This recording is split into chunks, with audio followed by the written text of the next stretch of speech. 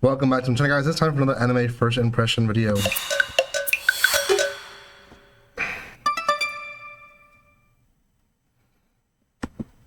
Welcome once again. It's going to be on an anime called Under Ninja. It's one that I didn't know if I wanted to react to or not. I decided not to react to it. I'm still on the fence, to be really honest. I don't know if this is for me.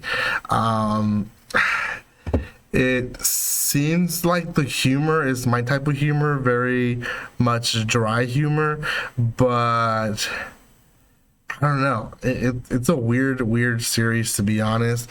And weird in the most possible, nicest way possible to say it, and the weirdness adds to the plus of the series. Now, before anything else, guys, if you haven't done so by now, make sure you subscribe to my channel.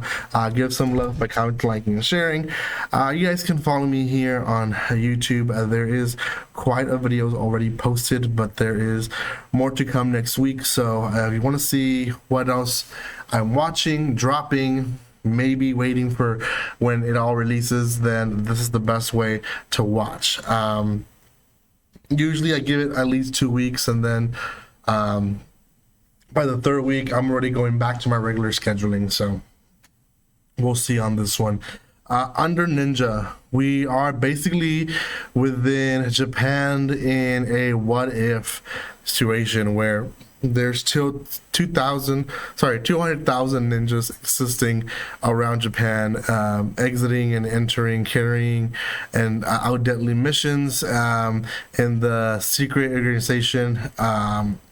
It's like national something or nin, or also ninja for what they're known. And we get a lot of that story. We find it's three high school people that are gonna be attacking essentially an enemy within the school.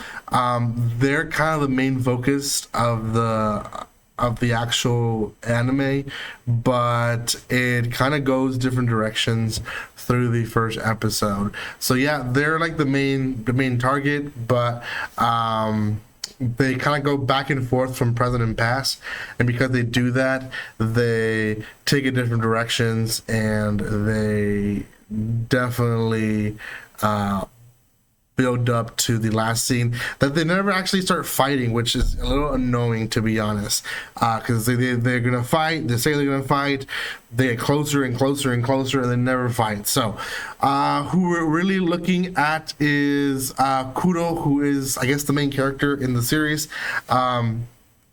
He is a guy who is odd. He lives in someone's closet, it almost seems like he is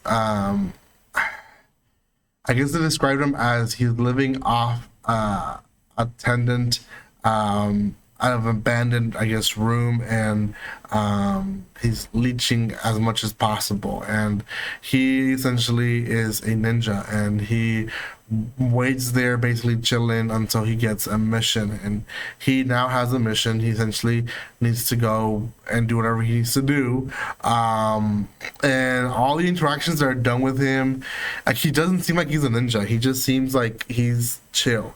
Now, they do mention multiple times that he is the one that took down the American side, blah, and it is a scene that it starts with, and we never really see how he took him down, but they do say he is strong, and he says himself before he fights, which he doesn't, that he's strong. So I don't know. We don't know. We don't know yet. We don't know where his strength comes from. Then there's this whole sequence of a guy coming to Japan. He wants to be a ninja, and there's this whole like spew about how you can throw a rock at anywhere in Japan and it'll hit a ninja. That's how many ninjas there is in Japan, and are basically undercover, not really showing their true colors to the world. So yeah, that in a nutshell is the first episode of Under Ninja. Like I said, there's two things that people really talked about on this one. One was the opening scene being in 3D and then changing its graphics to 2D, and a lot better, to be honest. Personally, I felt like it was a mockery to the animation, the American animation when it comes to anime. A lot of our American animation that's done for anime is kind of in that type of 3D, pretty rough, and I feel like that's what they were mocking, because that first scene was, it was Americans basically doing their mission, and then when they get to the Japanese actual story, they go to a better graphic and stuff like that, almost saying that the American will always be behind when it comes to anime, at least from Japan. I don't know. I felt like that's what they were trying to do. Maybe I'm completely off, but yeah. And then the other thing is the dark humor and dry humor. There's a lot of it. There's a lot of side comments that that they have to be comedy, essentially, and it's just, it doesn't do too well, I guess. A lot of people don't understand dry humor. Some people don't like it. The Office is a good example. It started as heavily on dry and straight humor, where it wasn't like joke, joke, joke, right? It eventually became that because it got Americanized, but the British one and the first season of The Office basically was dry humor, mimicking how the British one was, and a lot of people ended up not liking it too much, thinking that it was a little too offensive, where it actually was funny. It almost, I feel like and I don't know why I'm bringing up sitcoms, but it just reminds me of sitcoms. Friends, if you watch Friends without the laugh track, that's kind of how it is. Like, Friends without the laugh track is almost seems like, why are they doing all this stupid stuff? Are they being funny, or are they being just jerks? And yeah, that's what it is. So I don't know. It's up in the air. There's the bell.